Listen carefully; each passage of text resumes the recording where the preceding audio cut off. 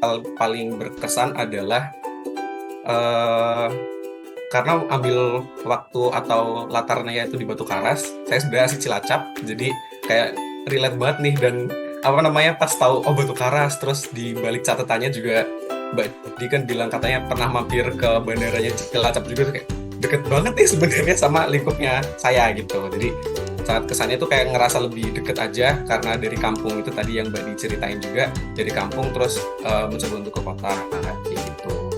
Terus kalau misal dari adegan yang paling saya suka itu ada, mungkin ini apa, bukan adegan besar juga ya, tapi salah satu adegan kecil itu waktu Pink diajak main ke rumahnya Inggil.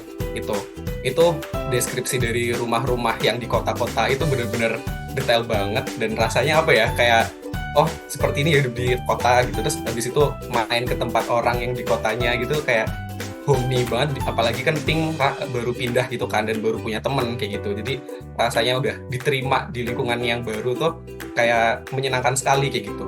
Apalagi waktu ngelihat ada si Inggil ternyata main gitar gitu kan, jadi itu kayak lebih salah satu berkesan banget sih buat saya gitu.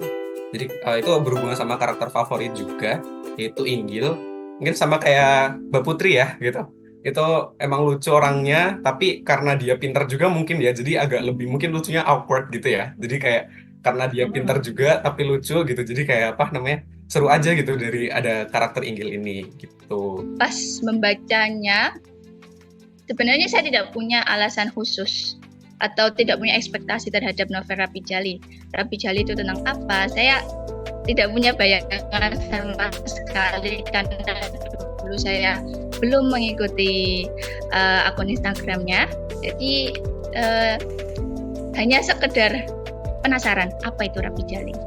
Kemudian setelah membacanya, oh ternyata ada hal yang mungkin bagi saya yang saat itu sedang berkuliah menarik nih, terutama bagi kehidupan seorang remaja yang baru menginjak dewasa, tentang tujuan hidupnya itu seperti apa. Terus setelah itu berlanjut ke Rapi Jali 2 dan Rapi Jali 3 sampai selesai.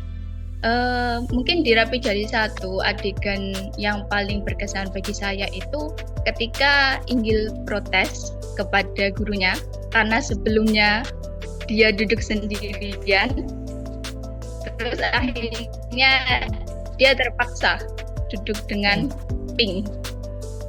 Mau tidak mau dia harus menerima itu. Itu menurut saya adegan yang berkesan. Meskipun bukan adegan yang besar, tapi itu berkesan buat saya karena saya juga tipe orang yang kurang suka buat diganggu sama orang lain ketika saya sudah fokus sama sesuatu. Untuk karakter favorit saya di novel Rapi Jali itu Rakai. Dan ada kutipan favorit. Dari banyaknya kutipan di novel Rapi Jali, ada kutipan favorit saya di novel Rapi Jali 3 yang intinya, kamu nggak bisa menilai Rakai dari bagaimana dia dibesarkan. Lihat juga bagaimana dia membesarkan dirinya. Itu bagi saya bisa menjadi apa ya? Salah satu motivasi saya untuk membesarkan diri saya sendiri. Itu sih yang buat aku sampai sekarang menjadikan kutipan itu sebagai motivasi untuk selalu berusaha membuat diri saya belajar setiap hari. Dan kayak pas baca buku pertama itu kayak wow, seseru ini gitu loh. Ternyata bukan fantasi tapi semedis ini gitu kan. Kisah Pink dan kisah Odin, kisah Raka itu benar-benar kayak apa ya, menurut aku tuh amazing banget sih, dan kayak bisa buat kita itu termotivasi gitu loh ya kan, akan sebuah mimpi.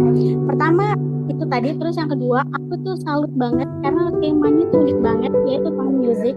Kebetulan aku juga itu suka banget dengan musik sebenarnya. Dulu tuh aku sempat les biola tapi kayak udah agak lanjut lagi gitu kan.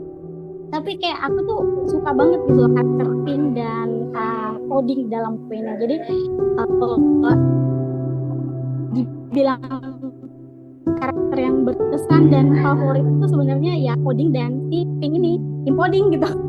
Terus adegan-adegan yang favorit aku sebenarnya di semua adegan di dalam buku ini tuh aku favoritin banget, mulai dari kan si kakek si Aki itu datang ke Guntur, terus gimana Guntur ini udah kayak deg-degan ngapain gitu kan, terus ditambah lagi istrinya Guntur yang kayak apa yang harus dia lakukan ketika seseorang luar gitu yang katanya anak selewengnya si Guntur ini mau diasuh sama mereka gitu loh. Kayak itu menurutku apa ya, unik aja dan menarik banget gitu loh. Jadi pas baca ini tuh aku kayak benar-benar page turning sih. Kayak semua konfliknya itu runut gitu, aku suka banget, apalagi penggambaran tokoh, apalagi gaya bahasanya Mbak di sini tuh bener-bener kayak ngalir dan sudah pas, kayak nggak usah diotak-atik lagi gitu. Itu aja sih kesan aku